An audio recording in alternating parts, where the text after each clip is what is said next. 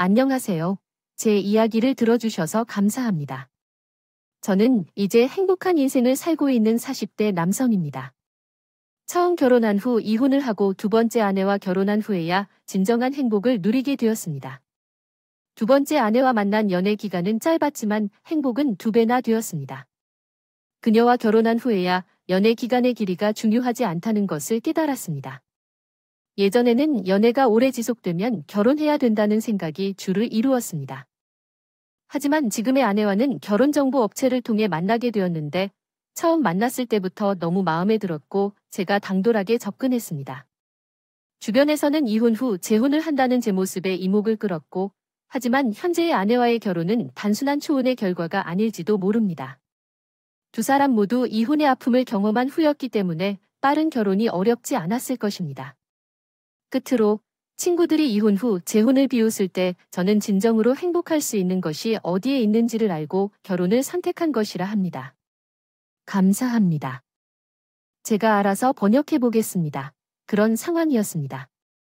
제가 술잔을 바닥에 내려놓으며 야 수준이 걔 얘기는 하지도 마 나 수진이의 숫자도 듣기 싫어서 나면 먹을 때도 수동을 안 먹고 수요일은 회사도 안 나가는 거 몰라 내가 진짜 미쳤다고 하며 엄포를 맞았습니다. 하지만 집으로 돌아오면 너무 후회스럽습니다. 오래 사귀어서 그런지 뭐랄까 시간이 좀 걸렸거든요. 반전인데요. 걔를 8년 동안 키워서 결혼했다는 것 자체가 제 인생 최대의 실수였다고요. 내 앞에서 그 얘기 하지 마세요 하고요. 그러나 내 아내는 이해해주는 사람이라 그런 내 모습도 이해해 주셨습니다. 저희 사이 매칭이 잘 되어서 연애한 지 3개월 만에 결혼 준비를 시작했습니다. 친구 몇 명과 가족들만 초대해 간답니다. 장모님과 장인어른도 너무 좋으신 분들입니다. 저희 둘 모두 서로를 이해하고 존중해가며 서두르지 않고 천천히 결혼 생활을 시작했습니다. 저의 지난 아내에 대한 기억이 일대 났다고 해도 지금은 제 아내와 함께 행복하게 살아가고 있습니다. 남편이 외도를 한 후 많이 어려운 시간을 보냈어요. 다른 이야기는 모르겠지만 제게 있어서는 그것만큼 확신이 있었어요. 한 사람을 만나면 그녀만을 사랑할 거라고 약속했어요. 사실 지금 이야기하면서 후회하지만 이전 아내를 믿었어요. 세상에 믿을 만한 사람은 없다지만 솔직히 가장 가까운 사람을 믿지 못하는 건 힘들어요. 우리 둘은 연애를 오래 했어요. 처음 만난 지 오래되었지만 그때 저는 21살 대학생이었고 제 아내는 16살 학생이었어요. 처음에는 사귀지 않았어요. 서로 호감이 있었지만 과외를 할 때 만나고 3개월 뒤에 그 친구가 이사를 가게 되면서 연락이 끊겼어요. 그런데 자꾸 연락이 왔어요. 그래서 만나 밥을 먹고 가르쳐줬어요. 나중에 그 친구가 제게 고백했어요. 그런데 그 친구가 20살이 되자 부모님 앞에서 고백을 했어요. 사실 그 자리에 부모님이 오신 걸 몰랐어요. 어느 날 갑자기 연락이 와서 오빠, 우리 함께 식사할래?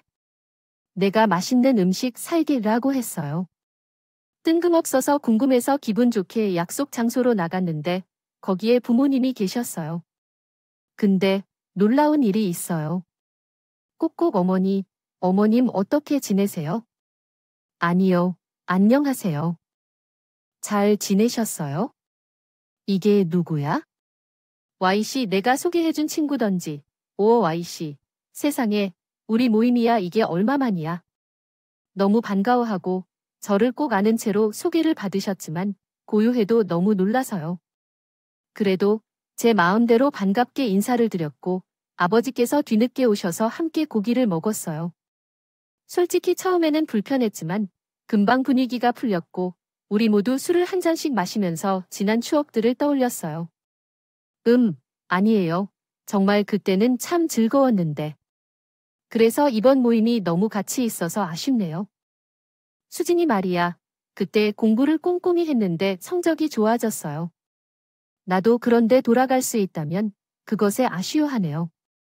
마치 석화가 되어 강사를 바꿨더니 그에 대한 영향 때문에 공부를 못한 것 같아요. 그래서 사람들이 학원 수업을 중요하게 생각한 걸로 봐요. 정말. 왜 그렇게 안 했을까?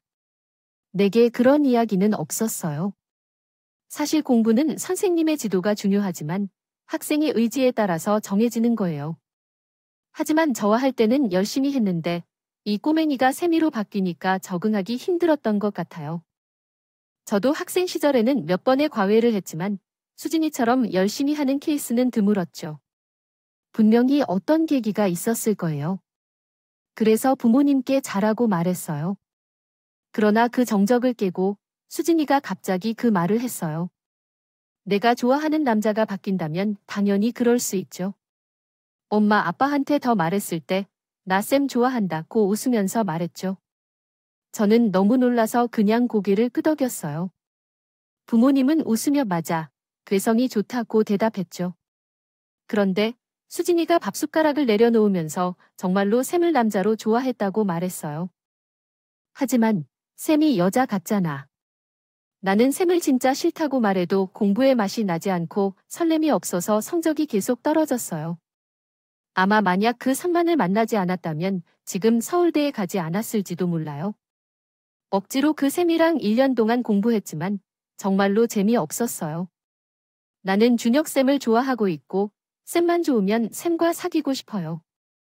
선생님이 여자친구가 있는지 물어보자.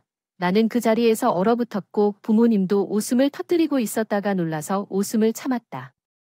이 세상에 우리 딸이 이런 말을 한다니 정말 믿기 어려워. 어떻게 이런 말을 하지? 엄마가 물었다. 너 지금 엄마 아빠 앞에서 무슨 소리를 하는 거야? 엄마가 묻기를 반복하자 나는 세밀한 설명을 했다. 이제 20살인 나도 남자를 좋아하고 사랑을 알아. 아는 사람과 연애하는 게 더 낫다 하면서 난 합리적인 말을 했다. 부모님은 아무 말도 하지 않았고 나는 밥을 한 숟가락 드러냈다. 어머니는 사귀고 싶다면 사귀어봐. 둘이 이야기할래? 라며 자리를 비켜주었다. 그리고 계산을 하러 나간 친구를 따라가는 나였다. 솔직히 그때 많이 떨렸습니다. 이렇게 진취적인 그의 모습에 나는 그냥 어린 동생인 줄만 알았는데 왜 이렇게 적극적일까 싶었습니다. 그냥 이 사람을 따라가면 되는 건가 하는 생각이 들었죠. 솔직히 처음 보는 그런 모습에 나는 왜 이런지 모르겠지만 그때의 감정이 그런 건 아닐까 싶었습니다. 그날 그 친구의 고백에 우리는 연인이 되기로 결정했습니다. 군대를 다녀와 복학위한 늑달이 4학년이었던 나와 신입생으로 입학한 새내기 친구. 같은 학교는 아니었지만 1시간 거리에 있었고 일주일에 2~3번씩 만나 데이트를 하며 사랑을 키웠습니다. 꼬마일 때 만났던 친구와는 너무 다른 모습이었습니다. 나는 소극적이었지만 그 친구는 엄청 적극적이었습니다. 스킨십도 먼저 하고 술도 좋아했죠. 자기 친구들에게 나를 소개하는 것도 즐기고 내게 매일매일 데이트하는 시간을 기다려하며 소통했습니다. 그녀는 인심을 쌓아왔고 항상 무엇인가를 하기를 좋아했습니다. 대학에 들어와 과대를 맡고 학생회장이 되기 위해 선거운동을 했죠. 그에 비해 나는 조용하고 소극적이었습니다. 친구도 없었고 취업 준비로 정신이 없었기도 했죠. 면접 준비하고 자기소개서도 쓴 것이 남았죠. 매일 힘든 일들로 지쳐 있었지만 그럴 때마다 여자친구가 찾아와서 오빠, 오늘도 힘들었겠지? 곧 취직해서 돈 많이 벌어야겠지? 맛있는 음식도 사주고 우리 결혼도 하게 될 텐데 그러니까 용기를 가져라며 나를 격려해 주었습니다. 그녀 덕분에 나는 꽤 유명한 회사에 취직할 수 있었고 데이트 비용도 전적으로 부담할 수 있었습니다. 비록 그 시절 그녀는 학생이었지만 알바를 하며 데이트 비용을 내기도 했는데 그것마저도 미안할 정도로 그녀를 사랑했습니다. 내가 알바에서 번 돈은 많지 않았지만 그 돈을 우리 둘을 위해 쓴다는 것 자체가 정말 감사했습니다. 그녀와 함께 할 때는 부모님이 있는 동네에 갔을 때도 밥을 먹고 술을 마시며 지내기도 했습니다. 우리가 만나고 3년 뒤 아버지와 술자리에서 내 딸이 취업해 자리를 잡으면 우리 결혼하겠지. 내가 김서방을 정말 좋아해. 성격도 너무 좋고 학벌도 괜찮고. 이런 사람 찾기 쉽지 않아 라며 나에게 말했습니다. 처음에는 김서방을 만나서 좀 당황스러웠지만 계속 지내보니 그의 성질과 인품에 매료되었습니다. 우리 부모님끼리도 친해지고 몇 년을 지내며 결혼을 하게 되었으면 좋겠다고 생각했습니다. 좋다고 하였더군요. 그때 말이 정말 고맙고 기분 좋았습니다. 그러나 나중에 생각해보니 약간 아버지를 꼬셔 원해했다는 느낌도 들었습니다. 그 이유는 여자친구와 싸울 때마다 항상 한 가지 이유만 있었기 때문입니다. 여자친구는 외부 활동을 많이 하다 보니 술자리도 자주 있었고 항상 남자들이 함께 있었습니다. 친구가 별로 없는 저와는 너무 다른 여자친구의 삶이 마음에 들지 않았던 것도 사실입니다. 형님, 나 오늘 친구들과 만날 예정이야. 뭘 하러 간다고? 우리 막 졸업했으니 동기들과 함께 한잔 할 거야? 아직 취업하지 않은 사람끼리 뭘 하러 술을 마시는 거야? 아니 졸업은 했는데 취업은 아직 못했으면 취업 준비를 해야지. 왜 술을 마시는 거야? 아, 그래도 시간이 있어. 시간이 없어? 근데 만들어 먹는 거지. 이것도 아니면 스트레스가 쌓여 합격하는 기업도 못 찾아. 오빠는 취업하는 쪽이 인생 시간이 짧아서 망이거나? 그래. 오빠도 우리 마음을 이해하지 못하잖아. 내 친구들은 서류 합격도 어렵고. 그리고 지금 오빠는 돈도 벌고 있으니 우리가 만만해 보일 것 같지만 사실은 그렇지 않은 거야. 오빠는 취직했을 때보다 지금은 취업 고민이 구중소기업이 9대기업이 9사람이 넘칠 정도야. 그래서 나도 오빠에게 민폐 끼치지 않으려고 알바 열심히 해서 데이트비를 벌어올려요. 그래서 그녀가 지지 않기로 결심했다고. 분명히 당황했습니다. 난 정말 그 아이의 목소리를 듣고 싶지 않았어. 그가 왔을 때 진정을 되찾을 수 있기를 바랐지만 끝내는 그녀가 너무 좌절을 느끼고 싶었어. 이런 일은 처음이었습니다. 많이 화가 나고 그녀가 왜 그렇게 어리석게 행동하지 않을까 생각했다. 내가 화를 내면 될 것 같았지만 어쨌든 조금은 나았겠지. 그렇게 거의 3시간이 지났을 때 그녀로부터 연락이 왔어. 그러나 수화기에 저 멀리에서 들리는 목소리는 남자의 것이었어. 응, 저 형님인데요. 안녕하세요. 형이 소중하게 생각하는 그 애가 술을 너무 많이 마셔서 연락드렸어요. 어떻게 해야 할지 분실해서요. 그 애가 취해서 말이야. 술을 마시러 나갔다가 취해서 형님한테 전화하라고 했다며? 문제가 뭔지 알아요. 혹시 어디 계신가요? 그 주소 좀 보내주세요. 감사하겠습니다 하고 전화를 끝냈습니다. 그런데 그 친구가 보낸 주소가 술집이 아니라 모텔이더군요. 놀라서 택시를 타고 급하게 도착했더니 그 방 안에는 2명의 여자와 2명의 남자가 있었습니다. 이미 제 여자친구와 다른 여자 1명은 술에 취해 누워 자고 있고 남자 2은 술을 마시고 있었어요. 형님 오셨어요. 아, 좀 멀었죠. 혹시 차 안 가져오셨으면 한 잔 받으실래요? 안녕. 왜 이런 데서 술을 많이 놀라셨어요? 걱정 마세요. 여기는 우리 부모님이 운영하시는 곳이에요. 그 방 일 큰 거 빌려서 그냥 우리끼리 돌았어요. 어이 상황에 절대 없었고요. 그냥 정말 우리 친구들끼리입니다. 야수진아 일어나 남자친구가 왔어. 넌 남자친구한테 연락하라며 얼른 일어나 하고 여자친구를 흔들었어요. 침대에 누워있던 여자친구는 갑자기 벌떡 일어나서 오빠가 따고 뭔 일이야? 안 올 줄 알았는데 하고 다시 쓰러져 버렸습니다. 그런 여자친구를 등에 업고 제 자취방으로 데려왔습니다. 기가 막혀 정말요. 그리고 아침에 일어나면 헤어져야겠다고 생각했습니다. 싸울 힘도 없고 싸울 감정도 생기지도 않았네요. 술에 취해 누워 자는 모습이 한심하게 느껴졌어요. 다음 날 아침 여자친구에게 쪽지를 남기고 출근했습니다. 쪽지에는 냉장고에 밥과 반찬이 있으니 챙겨 먹고 나가라는 내용이었죠. 점심시간쯤 여자친구가 연락을 주었어요. 오빠, 갑자기 면접을 보러 가서 서류를 추가 제출했더니 합격했나봐. 갔다 와서 말할게. 아, 고마웠어 라는 문자를 보내왔죠.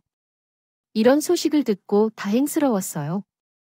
어찌됐든 합격했다면 이별 이후에도 마음이 편했을 텐데요. 그리고 일주일 후 여자친구가 취업에 성공한 소식을 전해왔어요. 졸업한 지 2년 반 만에 첫 직장을 얻었다는 거였죠. 그녀의 성공 소식을 듣고 나서 저는 이별을 통보했습니다. 우리는 여기까지인 것 같아. 내가 너의 취업을 기다렸고 너를 진심으로 축하한다. 이제 좋은 사람을 만나길 바래. 내가 너를 도와줄게. 하지만 그녀는 저를 붙잡았어요. 잘못됐어. 우리가 오래 만났는데 왜 헤어져야 해?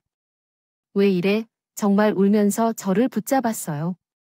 나는 그녀의 호소에 마음이 흔들렸어요. 그래서 마음을 바꾸고 다시 그녀에게 조심스럽게 제안을 했습니다.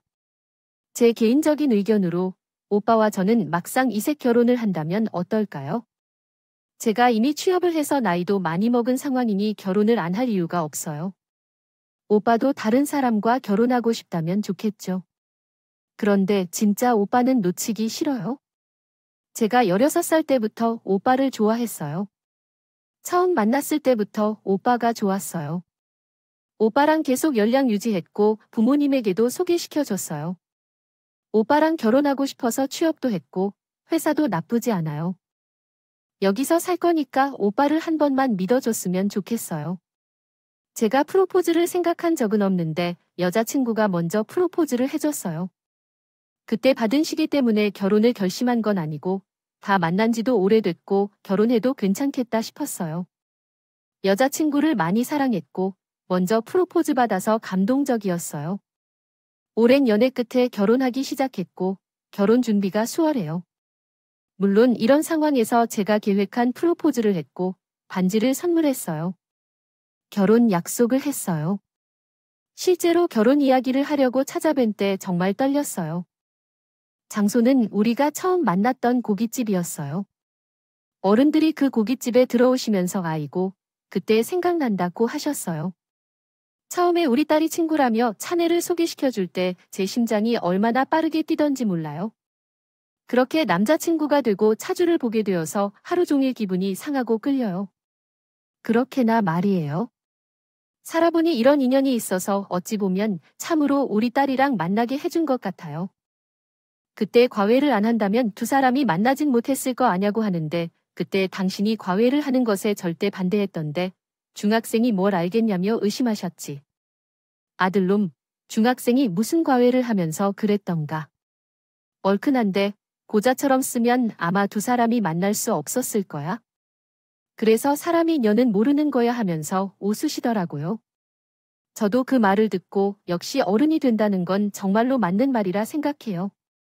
수진이를 이렇게 오랫동안 알고 지내다 보니 사귀게 될 줄 전혀 상상 못했어요. 그냥 귀여운 동생이자 공부를 가르쳐주는 학생이었는데 수진이와 가족이 될 줄은 상상도 못했거든요. 이야, 큰 소리 아니냐고, 너네끼리. 설마 결혼한다는 거야? 정말로 그런 거야 하고 어머니가 깜짝 놀랐어요. 네, 맞아요. 우리 결혼합니다. 즉, 허락받으려고 이렇게 만나 뵙게 해주셔서 감사합니다. 결혼이 너무 늦어서 죄송합니다. 그리고 앞으로 잘할게요. 장인어른과 장모님과 함께 고깃집에서 일어나 큰절을 했습니다.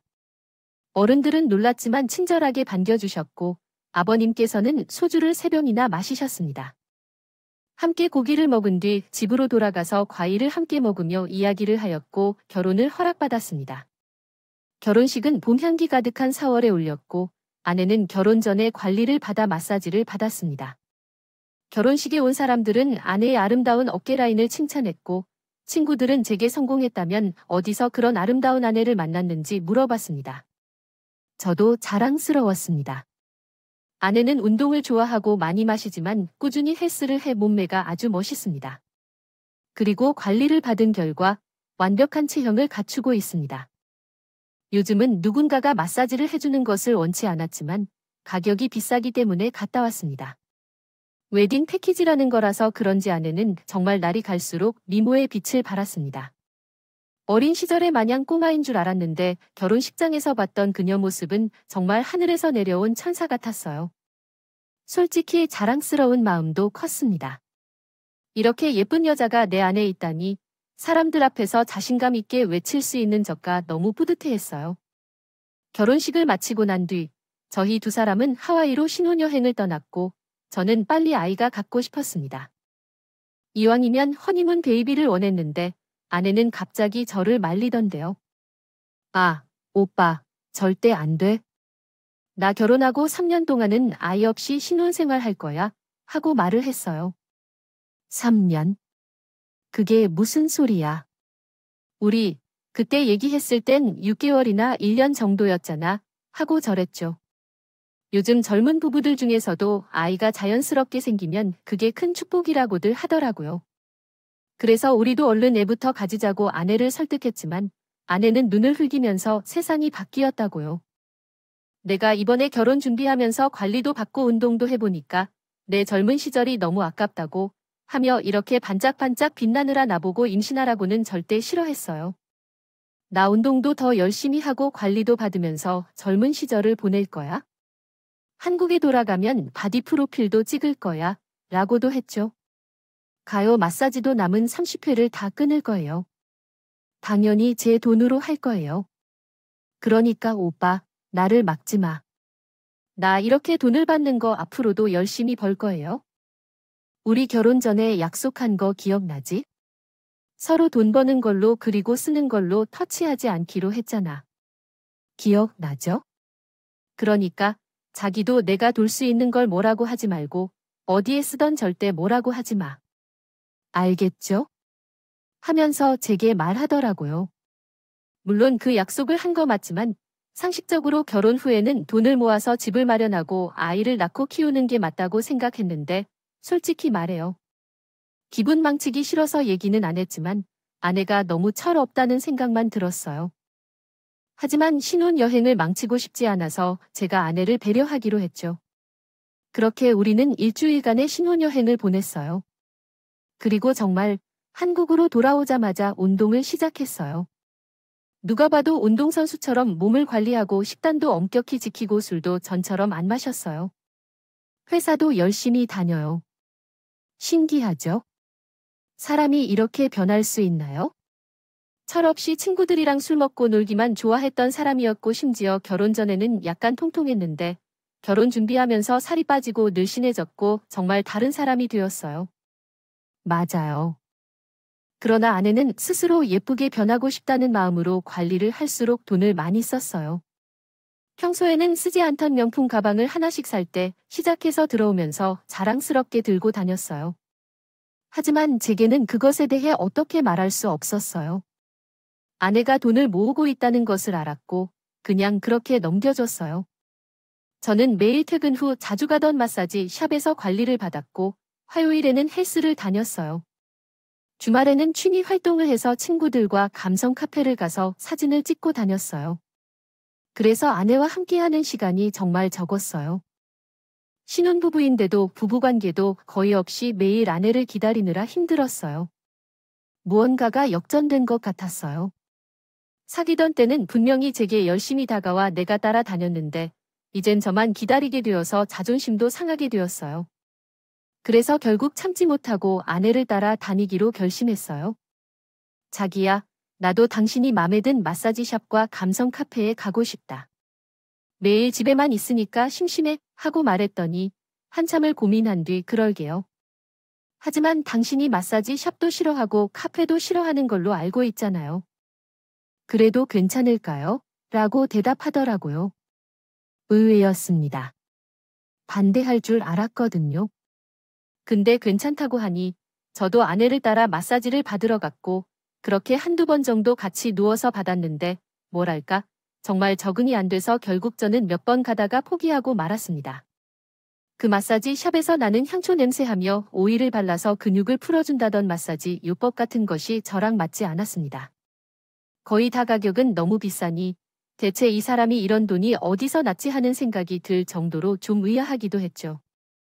그렇게 몇 번 가다가 결국 저는 포기하고 말았는데 왜 아내가 마사지 샵을 그렇게 줄기차게 다니고 그곳에 돈을 갖다 바쳐 있는지, 아니 정확하게 말하면 왜 그곳을 그렇게들 들었는지 모든 사실을 알 수 있게 됐습니다. 아내는 꽤 대범한 사람이었습니다. 물론 알고 있었는데 그저 당차고 자신감 있는 사람이라고만 생각했지. 그렇게 끔찍한 짓을 저지를 것 같은 생각은 하지 못했습니다. 지금 생각해도 참 웃기네요. 아내는 6시 30분이면 퇴근을 했습니다.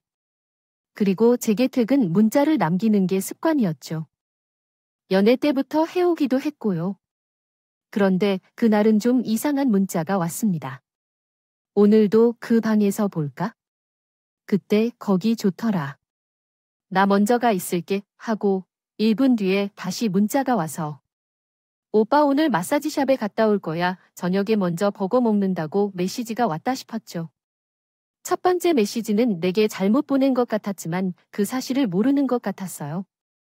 큰 문제로 생각하지는 않았고 먼저 집에 도착했어요. 그런데 계속 그 메시지가 신경 쓰이더라고요. 결국 아내에게 전화했습니다. 보통 아내가 뭘 할 때 전화로 재방문한 적이 별로 없는데 그날은 이상한 기분이었어요. 그런데 아내는 전화를 받지 않았어요. 보통은 자주 통화하지 않지만 카톡은 열정적인 편이라 빠르게 답장하거나 하는데 아무 대답도 없었어요. 결국 내가 아내가 자주 가는 마사지샵으로 갔어요.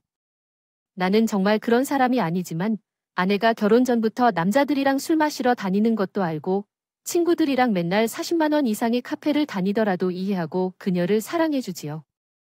그런데 이상하게 그런 촉감은 여자만이 아니었어요. 나도 남자인데 이상한 촉이 왔어요. 마사지샵에 도착했을 때 그곳은 매우 조용했어요. 카운터에 여직원 한 명이 있었죠. 서세야, 사람을 만나러 왔어요. 김수진이라고 해요. 아, 수진 회원님이세요? 지금 남편분이랑 같이 마사지 받으러 왔다고 하는데 무슨 일이세요? 남편이랑 같이 있으라고요? 내 부부 두 분이 얼마나 서로를 좋아하는지 모르겠어요. 항상 함께 오셔서 만졌는데 싸움에서 서로를 마사지해주는 거예요. 아이고 제가 별표 일기를 다 하는데 누구인지 전해드릴까요? 지금 룸에 계셔서 들어가실 순 없어요. 만나시려면 두 분이나 오셔야 해요. 그 말을 듣자 갑자기 눈이 확 돌아갔어요. 저는 엄청난 분노를 느끼면서 마사지실의 방문을 하나씩 다 열기 시작했습니다. 직원은 쟤를 말리며 손님 왜 그러세요? 미쳤어요.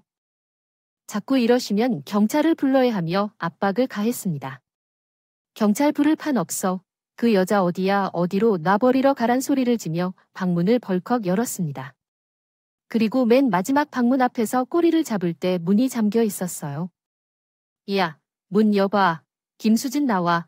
당님도 지금 당장 나와. 하며 방문을 두드릴 때 아무 소리도 나지 않았어요. 너무 화가 나서 발로 문고리를 3개 찼더니 눈꼬리가 부셔지며 소리가 났어요. 그러자 그 안에서 여보, 나야 진짜 왜 문을 부수려고 하는 거야? 하며 아내의 목소리가 들렸어요. 문을 열어라. 부부알알래. 그러자 우리는 부부로 인정받을 줄 모르고 이야기가 전개됐습니다. 문을 열고 들어갔을 때 나는 예상대로 그들을 보았다. 그 여자의 남편인 그놈이 불륜을 저지른 것을 알고 놀랐다. 그 사이에서 수건으로 몸을 가려 있었고 놀랍게도 그 남자도 수건으로 몸을 가려 있었다. 나는 주먹질을 하며 그들을 깨트렸다. 그 순간 그 남자는 형님, 제 이야기를 듣고 주세요 라며 말했다. 처음 보는 첫인상이잖아요 라며 말하며 나를 말려들었다. 하지만 나는 그에게 강하게 주먹을 휘두르며 그를 쳤다. 내가 널 언제 봤어? 어디서 만났어? 라며 그에게 물었지만 그는 계속해서 내가 아는 척하며 맞서 싸우기만 했다. 하지만 그 순간 나는 그 사람이 누구인지를 알아차렸다. 그때 그 모텔에서 방탕하게 돌아다녔던 그놈. 그의 친구와 내 와이프의 침대에서 술을 마신 그놈. 그 자리에서 가만히 있다가 나는 생각에 빠져들었다. 그 순간부터 마음에 들지 않았다. 김수장 여사를 만나러 나간 새끼가 어떤 짓을 한다는 소리를 듣자 난 신가요 아이, 모텔 주인 아들이었습니다. 하고 얼굴을 직시했던 순간 아내가 달려들어와서 오빠 진짜 오해야. 오빠가 마사지 받는 거 싫어해서 그냥 저와 같이 왔어요. 동반 할인을 받았을 뿐이에요. 정말 그런 일은 없었고 나와 이 아이는 20살 때부터 친구로 지내며 많은 것들을 함께 살았습니다. 이것은 내가 부탁한 거고 이렇게 해달라고 부탁했습니다. 진짜 오해야. 이것이 내 생각이라면 그것은 아니지만 웃고 있는 게 오해버렸지. 네가 샀던 가방들도 이 아이가 사준 거야? 정말 웃기고 듣기 싫어. 너희 부부가 이 마사지 샵에서 친해진다는 소문이 퍼졌대. 너희들 변명하지 말라고요. 집에 가지 마세요. 저는 그 샵을 떠났습니다. 솔직히 그 놈과 그녀를 쳐서 나오려 했지만 뭔가 마음이 후련했어요. 얹어있던 게 훅 떨어진 느낌이었죠. 그 후 밥 잘 넘어가고 회사 생활도 잘 했습니다. 아내의 부모님에게 걸러들어가 저희 집까지 찾아오며 오해하기 시작했어요. 아직 어려서거나 하지만 다른 생각이었지요. 그들은 없이 별일도 없었어요. 몇 번 사정을 하셨지만 그녀는 심지어 눈도 깜박이지 않았어요. 그렇게 우리 둘은 결혼한 지 1년 만에 이혼을 결정했어요. 사귀는 동안 정말 행복했고 매일이 꿈만 같았어요. 하지만 현실은 정말 다르더라고요. 주변에서도 결혼 전에 말했지. 친구들이 말했지. 야, 결혼 진짜 어려워. 아, 사귀는 동안 행복하니까 무조건 결혼해야 돼? 애를 키우고 집안일을 하고. 야, 이건 평범한 것 아니야? 그래서 올해 내명이 더 하지 마. 왜냐면 그 사람의 내면을 봐야 돼. 누구나 수지 씨가 어떤 사람인지는 잘 알 거예요. 결혼을 해보니 그 말이 맞다고 해. 그때 듣지 않았어도 돼서 후회하고 있어요. 처음 아내에게 이혼하자고 제안했을 때 그녀는 전혀 동의하지 않았어요. 그러나 연락을 받아도 나를 만나주지도 않아서 결국 이혼을 요구했어요. 그날 마사지 샵에서 만난 남자의 사진을 증거로 제출해서 이혼 소송에서 이겼고 위자료도 받았어요. 이혼은 큰 문제 없이 잘 해결되었어요. 2해 동안 혼자 사는 것은 정말 힘들었지만 부모님의 도움으로 견뎌냈어요. 네, 내 손주는 아들이고 19세입니다. 그런데 저는 소유와 같이 행복하게 사는 모습을 보여주고 싶어서 재혼이란 길을 선택했습니다. 결혼이란 것이 정말 신기합니다. 멋진 여자를 만나 살아보니 정말 이보다 더 행복한 게 없더라고요. 뭘 해줘도 아깝지 않고 뭘 사줘도 행복하고 결혼이 이렇게 좋을 줄 알았다면 아니, 이 사람을 조금 더 일찍 만났더라면 하는 아쉬움이 있습니다. 지난 청춘을 후회하거나 쓸데없이 생각하지는 않습니다. 분명 그것도 제 인생의 밑거름이 될 테니까요. 하지만 좋은 사람을 늦게 만난 부분에 대한 아쉬움은 좀 있네요. 그만큼 제가 더 잘 해야겠죠.